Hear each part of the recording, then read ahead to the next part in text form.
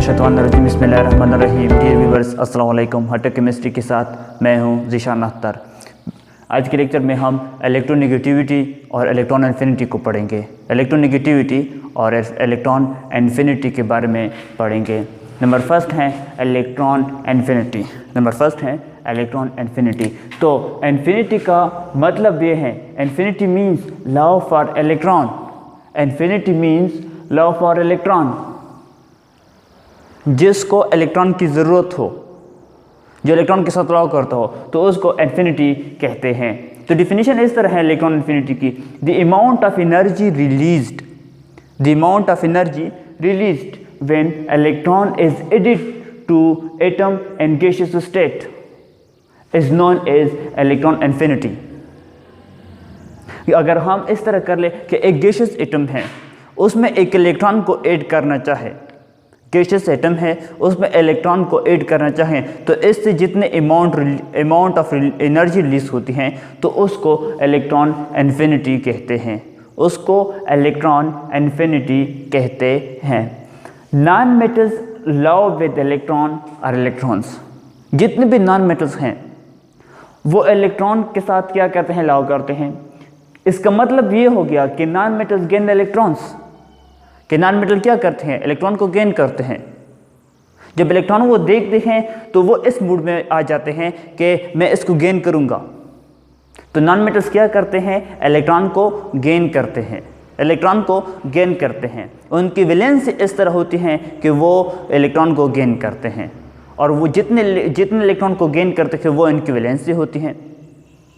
For example chlorine है, तो chlorine क्या करता है, एक इलेक्ट्रॉन को गेन कर सकता है, तो इसकी वैलेंसी -1 है, तो वो ये एक इलेक्ट्रॉन को गेन कर सकता है। इस तरह ब्रोमीन है, तो ब्रोमीन 1 इलेक्ट्रॉन को गेन कर सकता है। ठीक है, तो वो गैसियस एटम और एटम जो है वो गैसियस स्टेट में होगा। वो एटम जो गैसियस स्टेट में हो, अगर इसमें हम इलेक्ट्रॉन को ऐड करना चाहे तो जितने अमाउंट ऑफ एनर्जी रिलीज होगी उसको हम इलेक्ट्रॉन इन्फिनिटी कहते हैं। Non metals love with electrons, इसका मतलब ये है कि non metals gain electron. For example ये एक क्या है, नॉन मेटल है, और इसको हम एक इलेक्ट्रॉन इसमें डालना चाहे, एक इलेक्ट्रॉन डालना चाहे, और ये एटम किस स्टेट में होगा, गैसियस स्टेट में होगा। तो जितने अमाउंट ऑफ एनर्जी रिलीज होगी इसको हम क्या कहते हैं, इलेक्ट्रॉन इन्फिनिटी कहते हैं। इलेक्ट्रॉन इन्फिनिटी, अगर हम वर्ड को देख रहे हैं, इलेक्ट्रॉन इन्फिनिटी मीन्स कि इलेक्ट्रॉन का ऐड होना, इसको इलेक्ट्रॉन इन्फिनिटी कहते हैं। When one electron gained by gaseous atom, then energy release is called exothermic energy. अगर एक गैसियस एटम है वो एक इलेक्ट्रॉन को गेन करना चाहे, तो जितनी अमाउंट ऑफ एनर्जी रिलीज होगी उसको हम एक्सोथर्मिक कहते हैं। एक्सोथर्मिक एनर्जी कहते हैं। अगर एक एटम है वो एक इलेक्ट्रॉन गेन करता है, तो इससे जितनी अमाउंट ऑफ एनर्जी रिलीज होगी उसको एक्सोथर्मिक एनर्जी कहते हैं। अगर यही atom when another or second electron are gained by this gaseous atom, then energy release is called endothermic energy.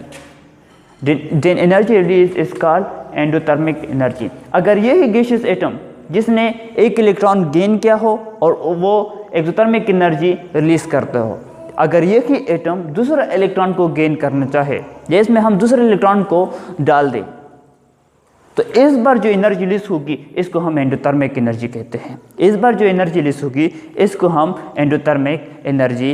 हैं। अगर ये एक एटम है, गैसियस फॉर्म में है, इसमें हम एक इलेक्ट्रॉन को ऐड करते हैं, ठीक है, तो जितने एनर्जी रिलीज होगी इसको हम एंडोथर्मिक एनर्जी कहते हैं। अगर यही गैसियस एटम है इसमें हम सेकेंड इलेक्ट्रॉन को डालना चाहें या ऐड करना चाहें तो जितने अमाउंट ऑफ एनर्जी रिलीज होगी इस अमाउंट ऑफ एनर्जी को फिर हम क्या कहेंगे, एंडोथर्मिक एनर्जी कहेंगे। इसको हम फिर क्या कहेंगे, एंडोथर्मिक एनर्जी कहेंगे। ठीक है, तो इसका मतलब ये है कि अगर एक गैसियस एटम में हम एक इलेक्ट्रॉन को डालना चाहे या एडिट करना चाहे तो उससे जो एनर्जी रिलीज होगी इसको हम एक्सोथर्मिक एनर्जी कहते हैं। बाकी जितने भी इलेक्ट्रॉन हम डालना चाहिए, एडिट करना चाहे तो इससे जो अमाउंट ऑफ एनर्जी रिलीज होगी उसको हम एंडोथर्मिक एनर्जी। पहले जो एनर्जी रिलीज होगी पहले इलेक्ट्रॉन को गेन करने के लिए वो एक्सोथर्मिक होगी, सिर्फ वो एक्सोथर्मिक होगी। बाकी अगर हम जितने भी इलेक्ट्रॉन डालना चाहें, जितने भी इलेक्ट्रॉन को डालना चाहें तो उससे जितनी अमाउंट ऑफ एनर्जी रिलीज होगी उसको हम एंडोथर्मिक एनर्जी कहेंगे। उसको हम क्या कहेंगे, उसको हम एंडोथर्मिक एनर्जी कहेंगे। अब डिपेंडेंट फैक्टर, तो ये इलेक्ट्रॉन इन्फिनिटी। अब इलेक्ट्रॉन इन्फिनिटी की डिपेंडेंट फैक्टर कि इलेक्ट्रॉन इन्फिनिटी किस चीज़ पर डिपेंड करते हैं, इलेक्ट्रॉन इन्फिनिटी किस चीज़ पर डिपेंड करते हैं। तो नंबर 1 एटॉमिक साइज पर डिपेंड करते हैं और नंबर 2 नेचर ऑफ ऑर्बिटल पर, nature of orbital involve. Atomic size और नेचर ऑफ ऑर्बिटल इन्वॉल्व इस पर डिपेंड करते हैं। तो नंबर 1 एटॉमिक साइज। तो एटॉमिक साइज पर किस तरह डिपेंड करते हैं, electron affinity will be equal to is directly proportional to charge, inversely proportional to size. Electron affinity directly proportional to charge, inversely proportional to size. Electron affinity is directly proportional to charge and inversely proportional to size. अगर charge ज़्यादा हो तो electron infinity क्या होगी, ज़्यादा होगी। अगर size ज़्यादा हो तो इलेक्ट्रॉन इन्फिनिटी क्या होगी, कम होगी। ठीक है, अगर चार्ज ज़्यादा हो तो इलेक्ट्रॉन इन्फिनिटी ज़्यादा होगी, अगर साइज ज़्यादा हो तो इलेक्ट्रॉन इन्फिनिटी कम होगी। नंबर 2 है nature of orbital involved. Nature of orbital involved, तो completely filled and half filled orbital are more stable and have more electron affinity. जितने भी कंप्लीटेड फिल्ड ऑर्बिटल हैं और हाफ फिल्ड ऑर्बिटल हैं वो क्या होते हैं, वो स्टेबल होते हैं और उसके इलेक्ट्रॉन इन्फिनिटी ज़्यादा होती है। कंप्लीटेड फिल्ड और हाफ फिल्ड ऑर्बिटल हो, कंप्लीटेड फिल्ड हो और हाफ फिल्ड ऑर्बिटल हो तो उसकी क्या होगी, वो स्टेबल होगा और इलेक्ट्रॉन इन्फिनिटी ज़्यादा होगी। वो स्टेबल होगा और इलेक्ट्रॉन इन्फिनिटी ज़्यादा होगी। फॉर एग्जांपल कंप्लीटेड और हाफ फिल्ड किस तरह, फॉर एग्जांपल D10 है, D10। ठीक है, तो ये D10 क्या होगा, ये मोर स्टेबल होगा। D10 मोर स्टेबल होगा तो इसके इलेक्ट्रॉन इन्फिनिटी ज़्यादा होगी। और अगर हम इसको हाफ करें और D5 करें तो ये भी स्टेबल होगा और इसकी भी इलेक्ट्रॉन इन्फिनिटी क्या होगी, ज़्यादा होगी। तो इन दोनों की इलेक्ट्रॉन इन्फिनिटी हमारे पास स्टेबल हो, इलेक्ट्रॉन इन्फिनिटी ज़्यादा होगी। इसका मतलब ये है कि इसकी क्या है, वो स्टेबल ऑर्बिटल है, ये स्टेबल ऑर्बिटल है।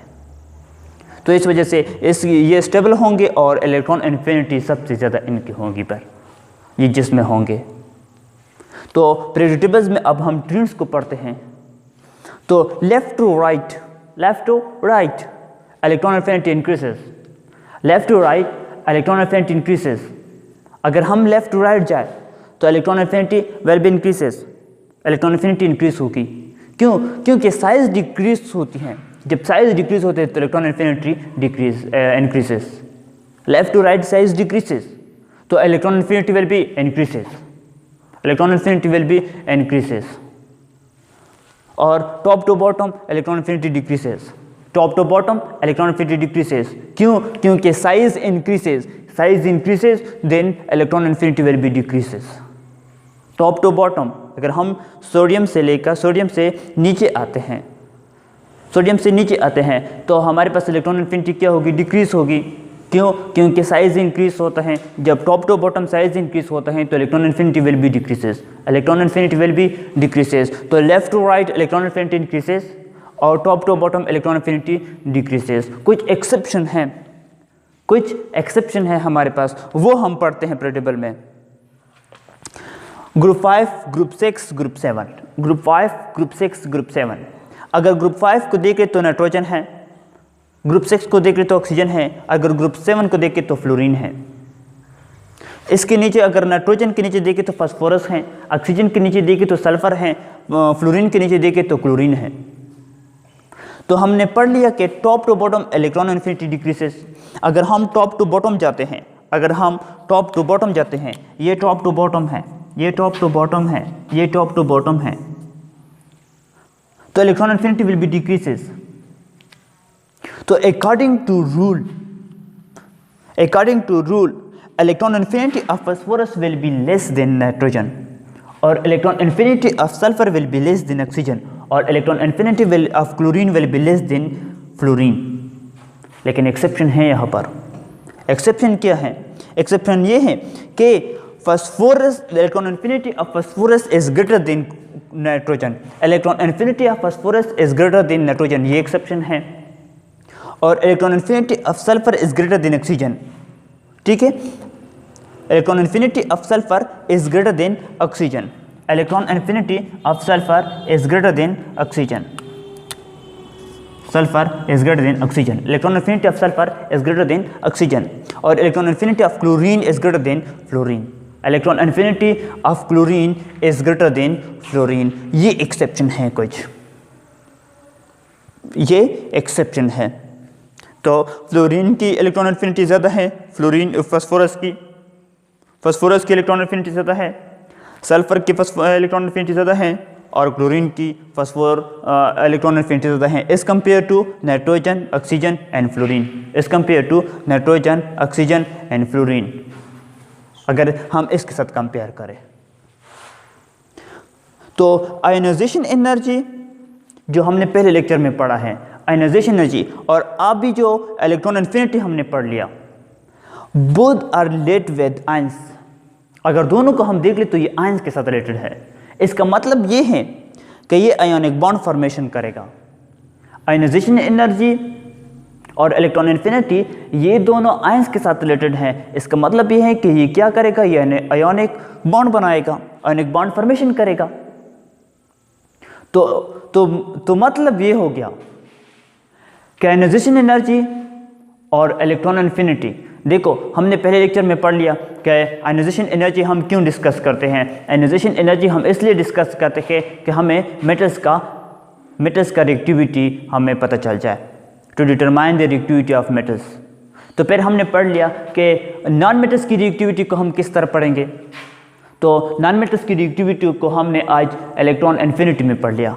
नॉन मेटल्स, देखो हमने नॉन मेटल्स का जिक्र किया, यहाँ पर हमने नॉन मेटल्स का जिक्र किया। तो नॉन मेटल्स की रिएक्टिविटी हमें बताता है, इलेक्ट्रॉन एफिनिटी नॉन मेटल्स की रिएक्टिविटी हमें बताता है। इस वजह से हम इलेक्ट्रॉन एफिनिटी पढ़ते हैं। इलेक्ट्रॉन एफिनिटी हमें नॉन मेटल्स की रिएक्टिविटी, कि एक नॉन मेटल्स कितना रिएक्टिव है, कि एक नॉन मेटल्स कितना रिएक्टिव है। और आयोनाइजेशन एनर्जी हमें क्या बताता है, हमें मेटल्स की रिएक्टिविटी बताता है। दोनों को कंबाइन करके आयोनाइजेशन एनर्जी और इलेक्ट्रॉन एफिनिटी दोनों को कंबाइन करके ये हमें क्या बताते हैं, ये मुझे आयोनिक बॉन्ड फॉर्मेशन देता है। दोनों मुझे क्या देते हैं, आयोनिक बॉन्ड फॉर्मेशन देते हैं। चलो, तो हमने पहले कंसेप्चुअल जो केमिस्ट्री में हमने पढ़ रहा था, ये पढ़ लिया था, जो बेसिक केमिस्ट्री हमने पहले पढ़ लिया था कि हमारे पास कंपाउंड हैं दो टाइप्स के, आयोनिक कंपाउंड है और कोवेलेंट कंपाउंड है।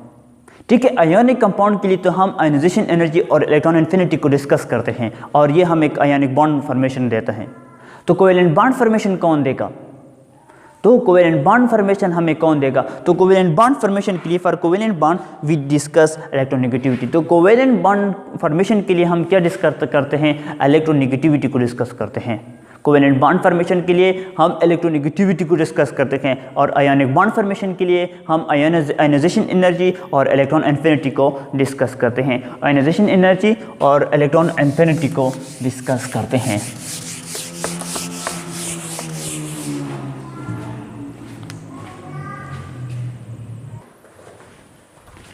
सेकंड है इलेक्ट्रोनेगेटिविटी। डेफिनेशन ये है, the ability of atom to share electrons are called electronegativity. The ability of atoms to share electrons is known as are called electronegativity. Atoms की वो ability जो आपस में इलेक्ट्रॉन्स को शेयर करते हो, एटम्स की वो एबिलिटी जो आपस में इलेक्ट्रॉन को शेयर करते हो, तो उसे इलेक्ट्रोनेगेटिविटी कहते हैं, उसे इलेक्ट्रोनेगेटिविटी कहते हैं। तो न्यूमेरिकली हम इस तरह लिख सकते हैं कि electronegativity will be equal to ionization energy plus electron affinity divided by 2। Ionization energy plus electron affinity divided by 2। तो न्यूमेरिकली हम इस तरह लिख सकते हैं कि electronegativity will be equal to ionization energy plus electron affinity divided by 2।